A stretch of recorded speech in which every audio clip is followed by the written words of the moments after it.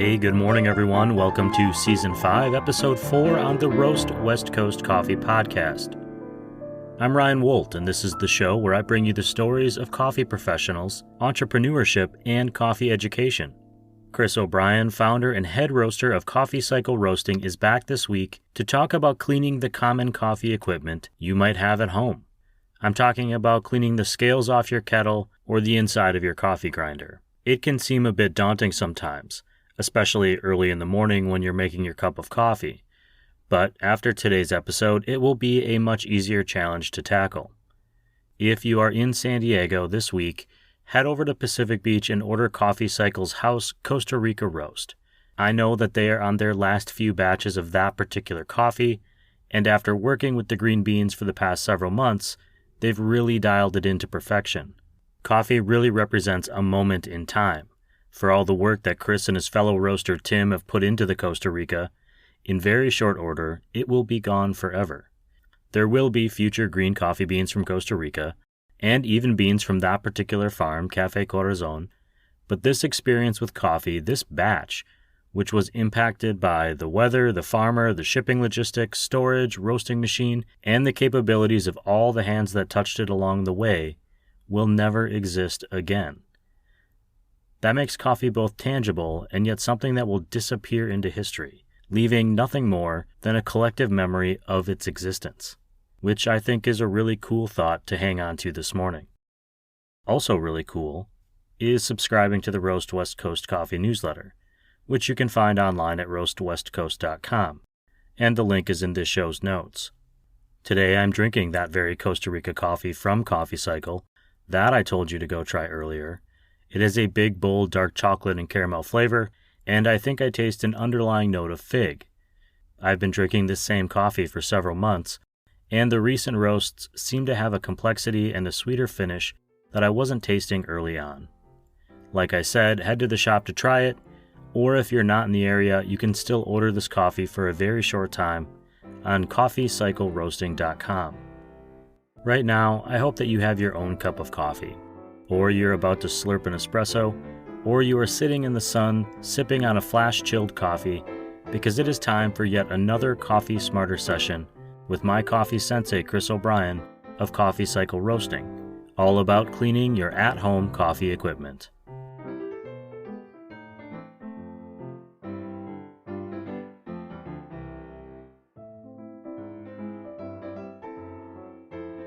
Mr. O'Brien, welcome back to the Roast West Coast Coffee Podcast. We are in Season 2. We're in Season 5. Season 5.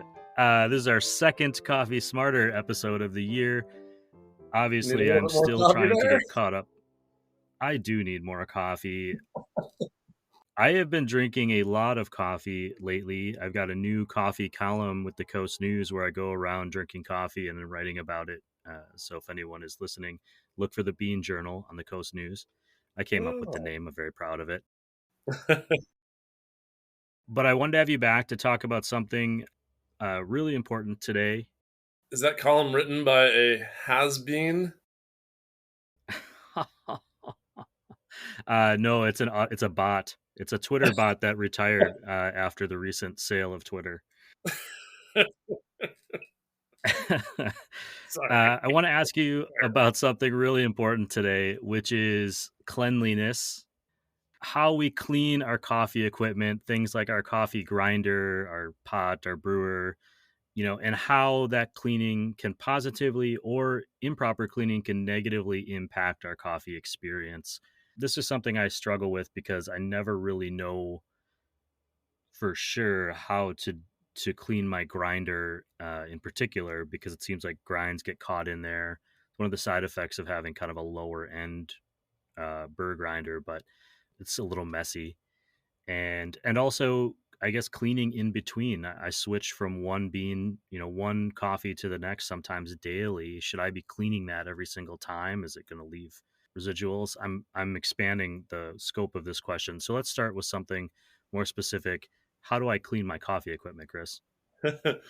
All right, so there's a bunch of coffee equipment we use, and it all needs to be cleaned. I think in our first episode this season, we had kind of a short episode I'm going to warn you right now. There's a lot to cover here because each different piece of your coffee equipment requires different cleaning. And if this is intimidating anybody listening, including you, Ryan, don't worry. It's actually all pretty simple and pretty easy. And it's even easier if you do it more often. And, I'm looking around at my desk right now, which is like covered in, for lack of a better word, crap. And so, regular maintenance and cleanliness is not always my strong suit, but in coffee equipment, it is easy enough that I'm actually pretty good at keeping my coffee equipment clean and doing a good job. And it's important. And it's important because if you have really good coffee, you're using good water, you're using good equipment. Well, if you don't keep it clean, you're still going to be contaminating the taste of your final product with old, crappy stuff. If you drink really dark roasted coffee, and you can see sometimes in like the hopper or around the grinder, you'll see some of that residue kind of build up from the oils in that darker roast. Those oils can go rancid. You can actually be putting like rancid, like gross, sour, bitter, like awful stuff into your coffee by not cleaning it. A lot of people use reusable coffee mugs, and at the bottom of a reusable coffee mug, it starts out this beautiful shiny silver, and eventually it turns this kind of black, and it's you can't just scrub it out with like soap and water. It doesn't scrub out. Well, that stuff does affect the taste of your coffee. And so if you can clean it out, which is actually really easy, it goes a long way to making sure your cup always tastes at its best. Because the best way to do this is to kind of break it down we'll start at the grinder, and we'll move through to the brewer, and then we'll move through to the cup. So coffee grinder, the first spot of contact for your beans, can develop, those rancid oils if you're drinking something really dark. But if you're not worried about that, you're probably still worried about, stale coffee grounds getting in there and just kind of old stuff in there. Ideally, you can open up your grinder. You can take one burr off of the other burr. There's usually a stationary burr that doesn't move and one burr that moves and spins.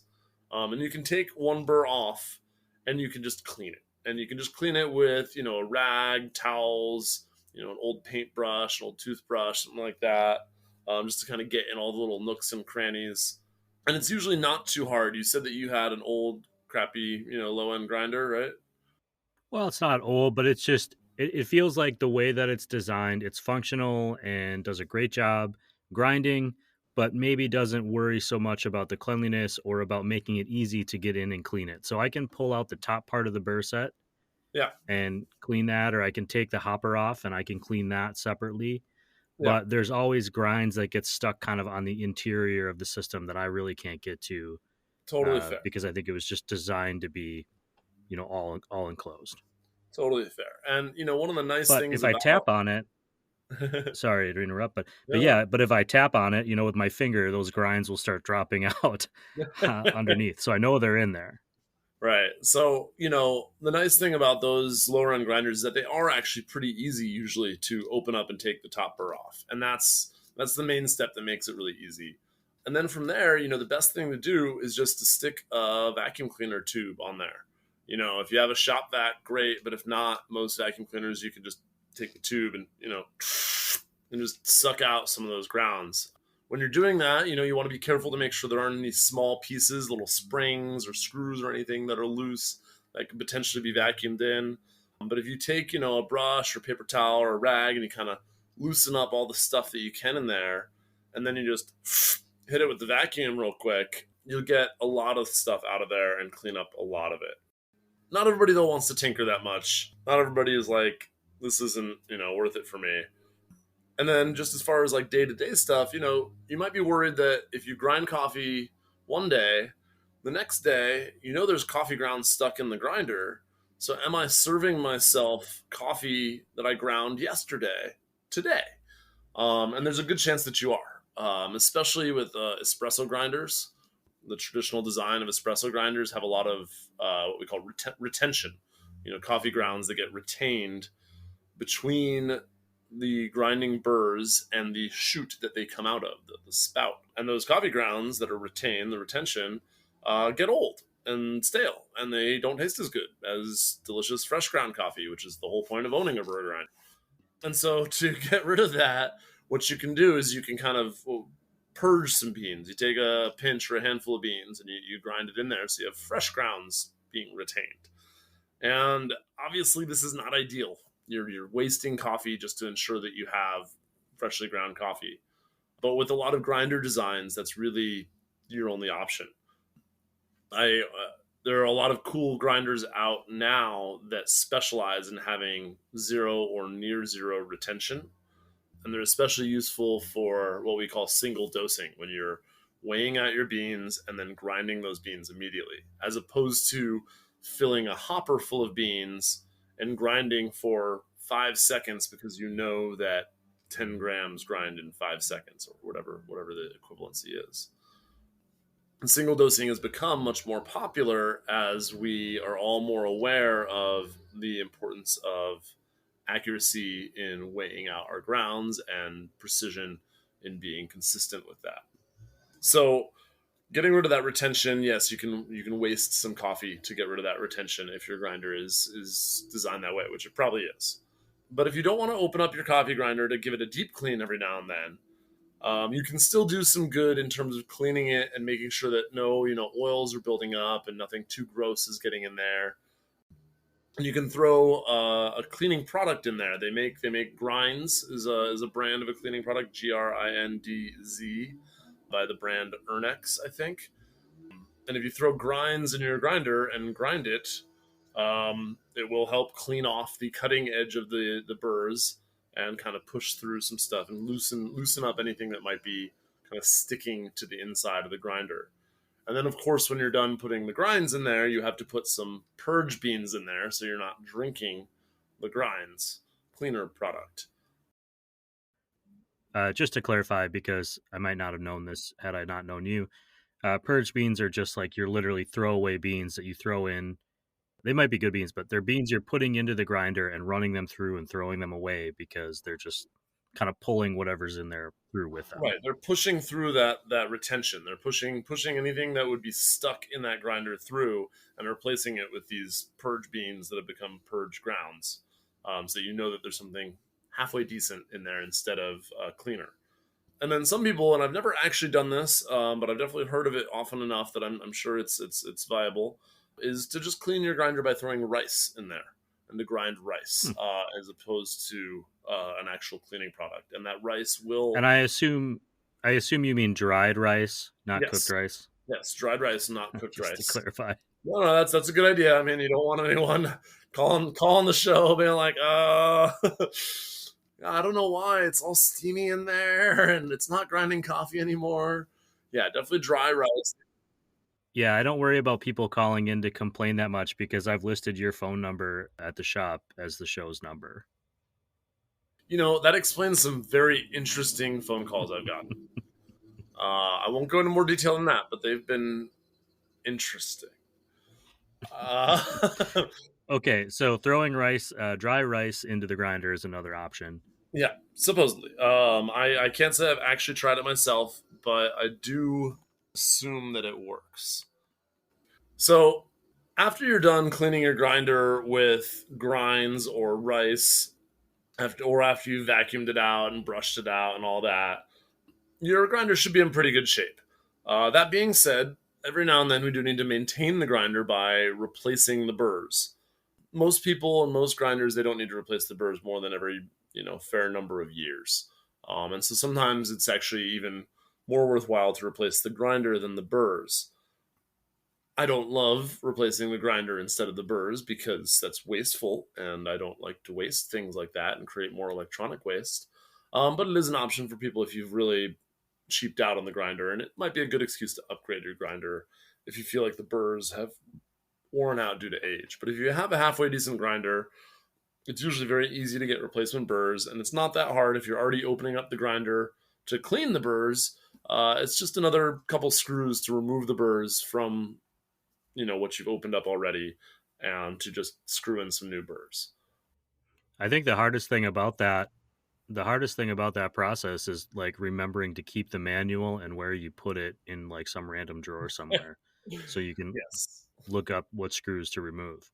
Well, thankfully, YouTube is full of things like that, and the internet is full of things like that.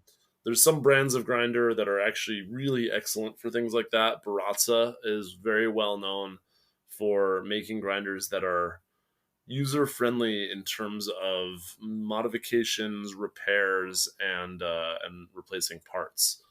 And they will actually help you do it. Whereas most manufacturers say, "Oh, you open it up, you void the warranty." Of all the companies out there, Baratza actually will help you open it up and fix stuff. They have a whole motto that says "Repair, don't replace." And while a lot of their grinders are not necessarily my favorites on the market, that adds such value that I really respect them as a company, and their products. Therefore, and I've used a number of them. But we've got our grinder pretty clean. We've even touched on potentially replacing the burrs. So now we got to look at the next stage in the process, which is your brewer. And whether you're using a drip coffee maker or a pour over maker, there's some things that are the same and some things that are different. So a lot of the time, if you have like a glass coffee pot, you'll see at the bottom of the pot it starts to get kind of a little brownish. And some people, will scrub and scrub away at that, and it won't come off, kind of like at the bottom of your mug. But there are some products that actually take that off really easily as well. Some people are used to cleaning things with vinegar, and vinegar as an acid with a low pH is going to be great at cleaning some things off. But one of the things that's really terrible at cleaning off is that coffee residue. Because what you really want for cleaning off that coffee residue is an alkaline, as a base. And so the most of the popular cleaning products out there for cleaning off coffee residue like that are based on sodium carbonate. Sodium carbonate is basically a white powder that can, make effective cleaning solution when you add some hot water to it. And you put, a tablespoon or two of that into kind of anything and add some boiling water and let it sit for a little while. And then when you empty that and scrub it with soap and water, all that brown stuff is gone. If you try it on your crusty old coffee mug that you've been leaving in the truck for, a couple of years, it'll make it look brand new. And it's really incredible and it works really well. As a hack, you can use sodium bicarbonate. You can use baking soda, but it's definitely not as effective. You might have to do a couple runs on it with baking soda, where you use hot water and the baking soda and kind of let it soak for a little bit and scrub it out and try it again. But these products that are sodium carbonate are very accessible. They're very reasonably priced. For some reason, at every coffee shop I've worked at, the management always tells us how expensive this stuff is. And now that I've been running a coffee shop for 5 years, it's not that expensive. Especially if it keeps your equipment clean. I don't know why this has been handed down to me for so many years, but every barista I've ever talked to has said the same thing. This stuff's not that expensive. And there's a ton of brands of it out there. There's Joe Glow, there's Cafiza, there's Ernex, there's all these different brands of it. So they're all competing with each other. It's all basically one atom away from being baking soda, which everyone has in their fridge anyway. So it's really clean your coffee stuff is all I'm saying. Clean your coffee stuff, please, because it's not that hard. But there's one other aspect of coffee equipment cleanliness that really should be touched on, and that is scale buildup. And scale buildup is really important mainly for espresso machines, but really for any kind of drip machine, and even for a kettle if you're doing pour overs at home. Our water in San Diego is very hard. And when we say hard water, it means it has a lot of minerals in it. And the mineral we're really worried most about is calcium. And calcium, when you have boiling hot water, calcium likes to precipitate out of the water and stick onto, some metal nearby, some steel nearby. And it forms this kind of white, crusty substance that we call scale buildup. And it's really just calcium or lime deposits. And you can imagine that in a small metal tube that might be running through your coffee brewer or your espresso machine to bring boiling water from point A to point B to get it closer to your coffee, to brew your coffee, as that scale buildup occurs, as that calcium gets deposited on the walls of this thin steel tube, the diameter of the tube gets smaller and smaller and eventually gets clogged and will no longer allow water to flow to your coffee, which means your coffee machine is broken. So if you don't do this kind of preventative maintenance cleaning on your coffee brewer, especially your espresso machine, your coffee maker will break, and then you have to buy a new one because at a certain point, scale buildup will destroy the machine. But if you get to it early enough, you won't need to totally replace your machine. And the best way to handle it is to, of course, use filtered water first so that you have less scale buildup or no scale buildup. But depending on the hardness of your water and your type of filtration, you might not be removing all of the calcium from the water. And in a place like San Diego, it's actually really hard to remove all the calcium from the water. The only really ways to do it is to use reverse osmosis, which is very wasteful. And then you're going to remove enough other minerals from the water that your coffee won't taste as good unless you put some minerals back into the water. That's an interesting statement, just to say that, one, you and I could have the exact same coffee bean, exact same grinder, process everything, but if you use water from where you're located and I'm using water from where I'm located, there would be differences in the final product because of that water. I wanted to touch on two things. First, Hard Water is also a fantastic old Christian Slater movie in which he fights the rain. So check that out. Wow, I'm into it. And it's mostly him running around in the rain in a white T-shirt, I think, a lot, if I recall. But also, when we're talking about the brewing and scale buildup in particular, because I have that problem with my kettle at home, just seems like I can never really get it clean. Are there materials of brewer or kettle or whatever that scale less, if that makes sense? So like glass versus stainless steel. Like I have a stainless steel French press, which I bought because I kept breaking the glass ones because I'm 3-dimensional. But I forget I'm 3-dimensional oftentimes.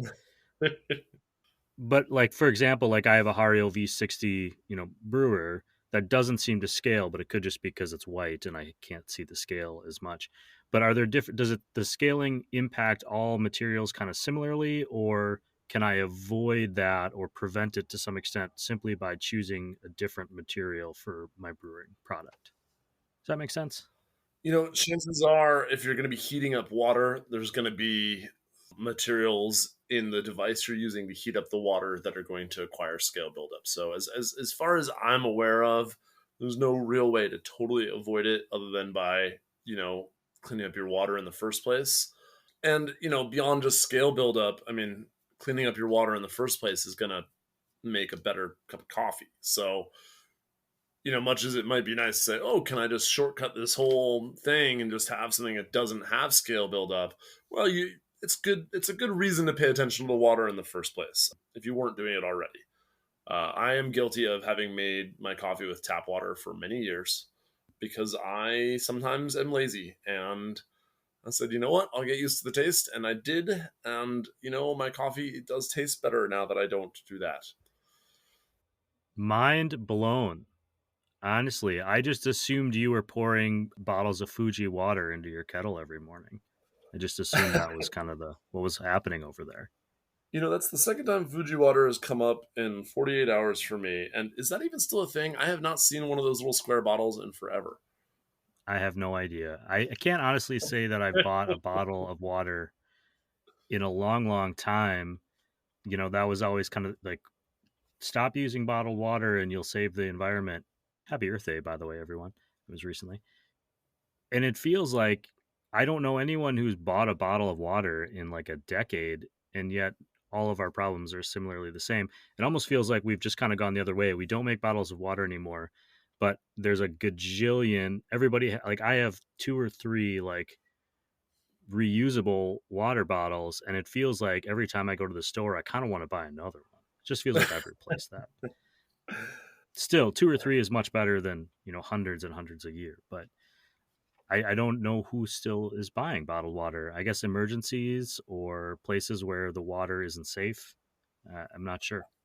I think you probably live in a very pleasant bubble where you're just not encountering the people that are buying all those bottles of water. I'm pretty sure it's still a big thing. I do live in a bubble, and I do think that that is very true. Like it's not something that's been part of my life for a long time, and buying bottled water, that is, I just wouldn't think to do it. But I'm also not necessarily out in places where bottled water is readily available. Yeah, I mean it's funny how you can kind of find your way into your own little bubble like that. But yeah, I'm pretty sure there's definitely lots of people still doing lots of disposable bottled water, which is, pretty sad. But what's fun is when you're looking at sources of water you can buy, you can also look up a lot of their mineral content, because they have to publish that data somewhere, most of the time. There are certain waters that are known to be better or worse for coffee brewing, either on the equipment end or on the taste end or both. So I had a friend who got an espresso machine in town here a number of years ago, and he specialized in water chemistry, actually. Well, more the physics of water, but you met him, the hydrodynamicist, Dr. Dommermuth. But he did research to figure out which brand and particular line of bottled water would be ideal for his espresso machine, both for taste and for equipment's sake. But that's probably enough of a tangent on water quality for the topic, which was cleaning, because we never talked about how to clean that scale off. Oh yeah, that's right. And that is actually doable, and it's not necessarily that hard. For an espresso machine, it can be a little tricky depending on your espresso machine. And generally, unless your espresso machine has, a specific recipe for how to do this at home yourself, and that would be something where you'd want to find that manual hidden in that drawer somewhere, or speak to a representative from the company. Generally, if you want to descale your espresso machine, it's best to have a professional do it, because a lot of the time it requires removing the boiler from the espresso machine to kind of make sure you get all this stuff off. But in more simple terms, when you're looking at like your kettle that's getting all that scale buildup around the edge, we talked about how acids are really good at cleaning some things, and we use a base, an alkaline, to clean a lot of this coffee residue. Well, one thing that acids are pretty good at cleaning is scale buildup. And so, simple white vinegar, or usually citric acid, is what's used. We usually make a 20% citric acid solution. Citric acid is very easy to find and buy. You can just get it on the internet somewhere, or sometimes you can find it in a cleaning aisle, cleaning product aisle. But you can get it in like a white powder, and you add it to hot water, and you kind of mix it to make a solution. And it's non-toxic. There's citric acid in all kinds of food that we eat. Obviously, not at the levels of acidity that we use as a cleaning product, but you can make it into this acidic cleaning product, and you kind of basically soak your product in it, and that'll help the scale separate from the metal that it's attached to. And the problem with that is that it doesn't really break down the scale much beyond that. So if you let your scale build up, if you let that calcium build up a lot, and then you try to descale, you have these large chunks of floating calcium that can still lodge and wedge into tight spaces inside the plumbing of your coffee equipment. And it's very difficult to break them down from that. And so you often will have to disassemble the machine and, poke away at these little tubes. And basically, they say, what is it? An ounce of prevention is worth a pound of cure, or something like that. It's definitely better to be descaling, or using good water, or both, than it is to be, oh crap, I haven't descaled in a couple of years, I better go ahead and do that. You might be getting yourself into trouble if you have waited too long. But generally, descaling is pretty easy. If you're just doing something like a kettle, even a coffee brewer, you can descale pretty easily. You just kind of put that citric acid solution in the water reservoir of your coffee brewer. You brew it through, and then you brew through a bunch more water. And then to verify that all the citric acid is gone, after you've brewed through, a couple batches of water, you can literally just taste the water after it's done brewing through and see if it tastes sour at all. If the water tastes sour at all, you still have a little bit of citric acid residue in there, and you just got to keep running water through until it removes all the citric acid from your brewer. And while you're doing that, all that scale that you've kind of shaken loose will be brewed through as well. So if you do that to your coffee brewer once a year, once every 6 months, depending on what kind of water you're using, you can ensure a really long life out of your coffee brewer. And of course, make sure that it's acceptable with the manufacturer's tolerances or whatever. But there should be no reason that a coffee brewer can't handle some citric acid solution going through it to remove that scale. So yeah, those are your methods of cleaning. You've got your grinder, your coffee residue, and then you've got your scale buildup. And I can avoid all of this work if I just go to the local coffee roaster and buy a cup of coffee. Well, and hopefully they're doing it. Hopefully they're doing Yes, it. hopefully they Otherwise, are. you're taking their dirty coffee. I'm doing some math in my head. How much would it cost me to buy coffee every day at a roaster versus buy coffee for home and then also the equipment? I think over time I'd probably spend a little more at the coffee shop because I like to tip, but still certainly worth thinking about. It's really not that bad. I think you underestimate the lengths that I will go to procrastinate and avoid something. Oh, I'm I'm the winner in that regard. If my desk looks like this, but my coffee equipment is clean, and it is pretty clean, then you know that you can do it. Because if the guy who owns this desk, which I'm not going to show you right now, but if the guy who owns this desk can keep his coffee equipment clean, anybody can do it. I swear. I think the last time I was at your house was, I mean, pre-pandemic for sure, but maybe even a year or two before that. Well, the whole house looked like that.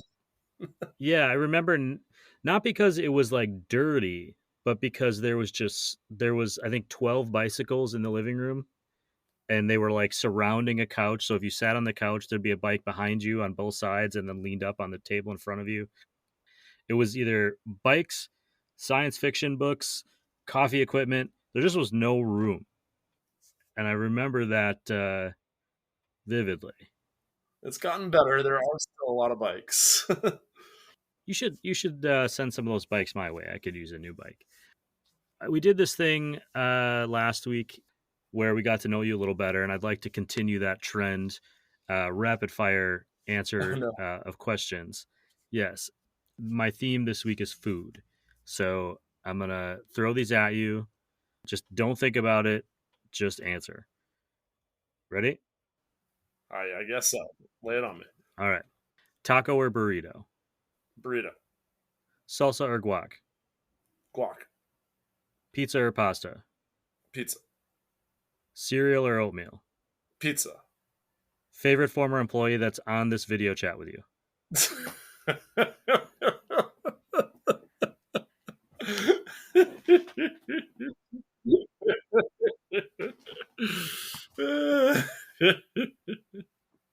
We were just talking about bicycles, and you just had the like fifth, I think, annual less a pandemic year hippie crit, which is a bike ride up and down a nearby.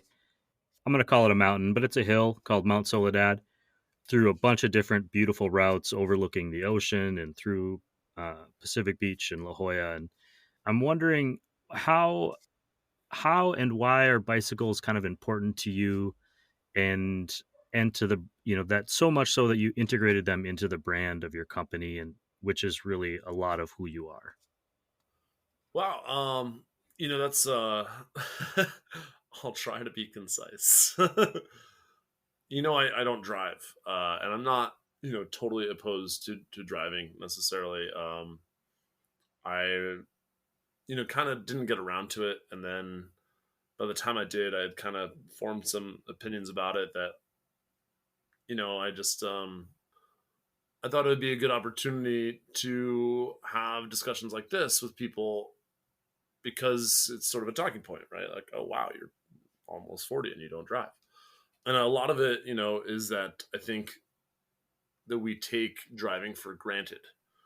And, the use of these vehicles, which are very powerful, potent things that, I think is wonderful that we have that empowerment for individuals.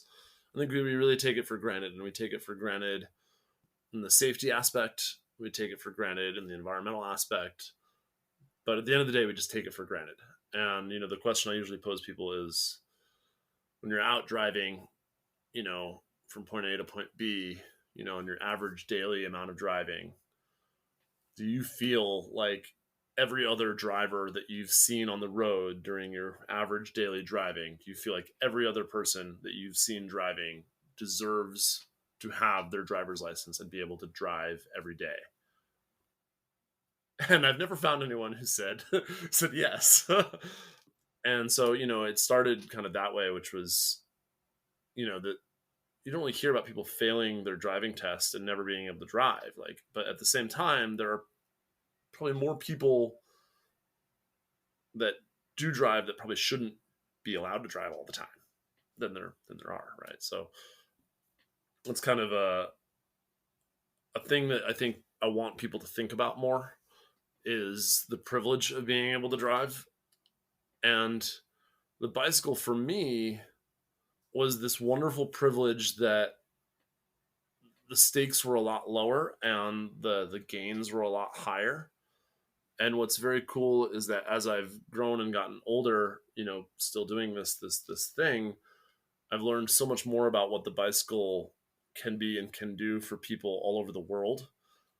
So here I am, young, and I don't have a driver. I don't have a driver's license. I'm not driving, and I'm walking everywhere, and I love walking, and it's great for me, and kind of keeps me in my tight little neighborhood.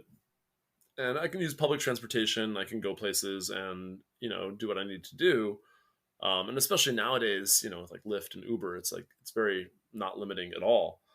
But it didn't really feel like I was that restricted, and it felt like I kind of had this good life going on. And then I got introduced to cycling, and it's funny because obviously I'd ridden a bike, when I was a kid a little bit, but I never really fell in love with it as a kid for who knows what reason. Because a lot of my friends nowadays have been biking since they were little kids, and I really just didn't bike much until I was in my mid 20s. But as I started biking, I sort of discovered this ability to range further under my own power, to carry my own stuff, and to engage socially with people in this way. And it was kind of like, in every way I was winning. I was getting this exercise, I was getting outside, I was having fun, cool stories about adventures I was going on. I was, it just really, it was very life changing for me to fall in love with cycling. And it also helped me quit smoking cigarettes. I was a big cigarette smoker when I first started getting into cycling. So I had bought myself a new bike that I was waiting on the arrival of. It was a 6-week lead time. And I was so excited about the bike for that first week. I kept checking online and looking at it.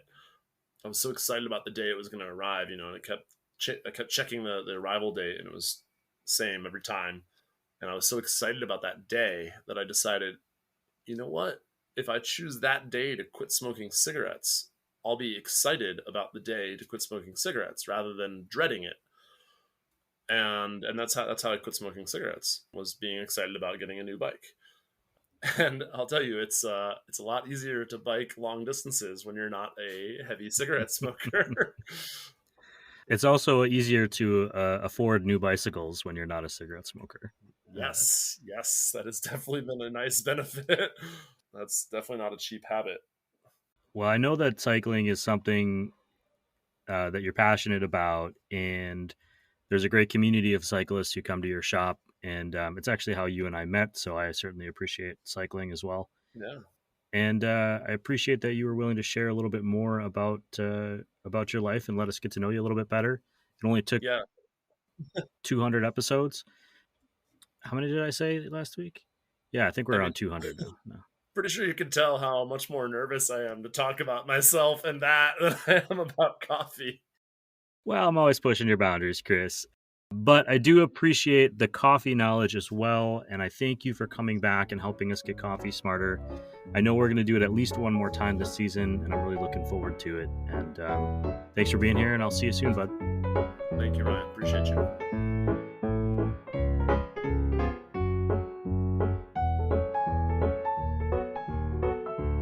To recap, not cleaning your coffee brewing and grinding equipment can put you at risk of drinking unnecessarily bad coffee.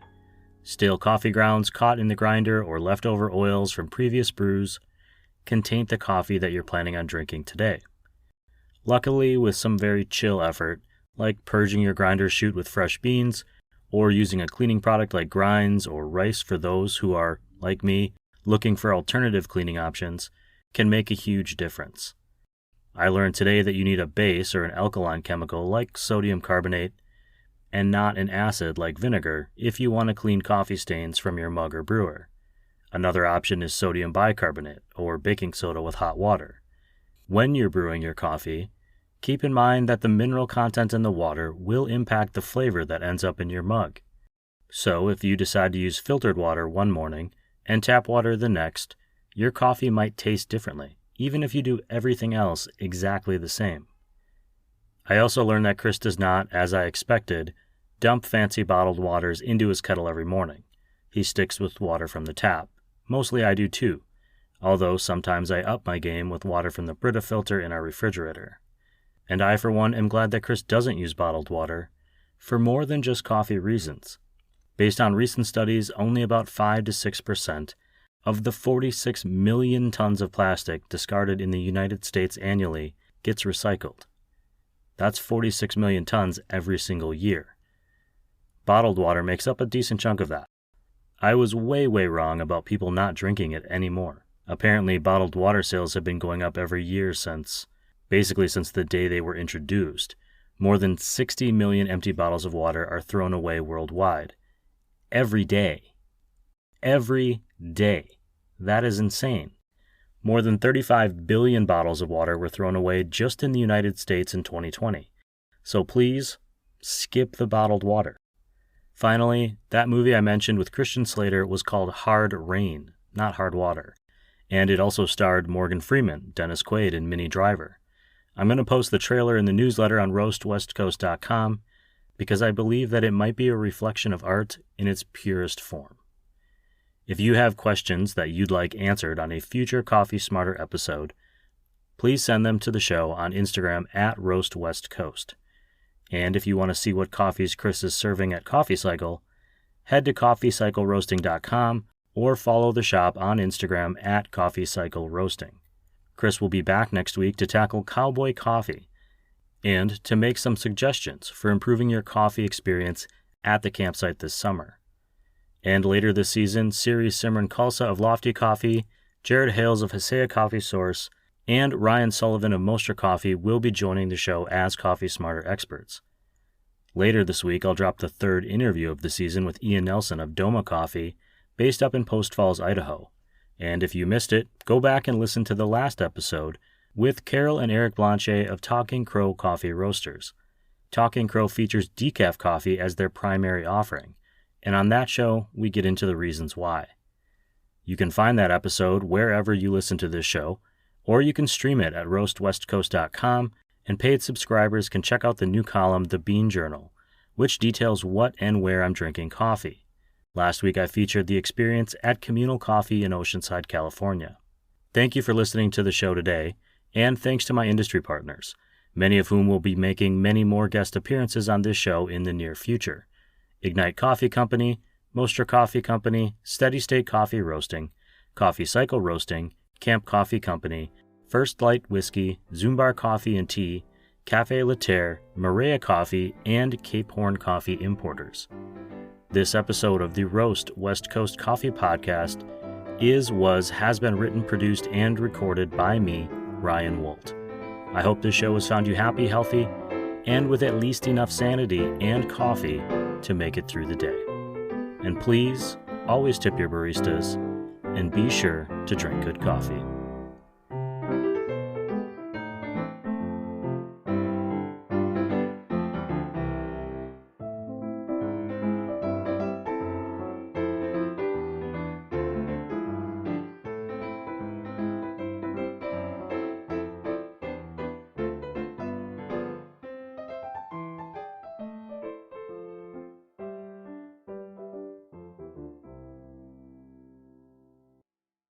Hey there, if you liked this episode of the Roast West Coast Coffee Podcast, and you want more and more of this coffee content, please consider buying us a cup of coffee or signing up for one of the paid subscriptions to the Roast West Coast Coffee newsletter.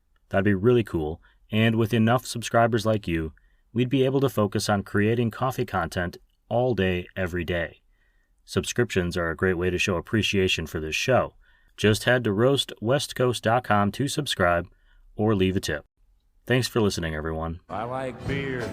Hey, everyone. If you like the Roast West Coast Coffee Podcast, You might also appreciate the I Like Beer the podcast. Listening to these guys is like being a fly on the wall of the pub with a few of your favorite mates having a pint. These professional beer appreciators have plenty of stories to share on everything from the mating habits of penguins to their behind-the-scenes brewery experiences.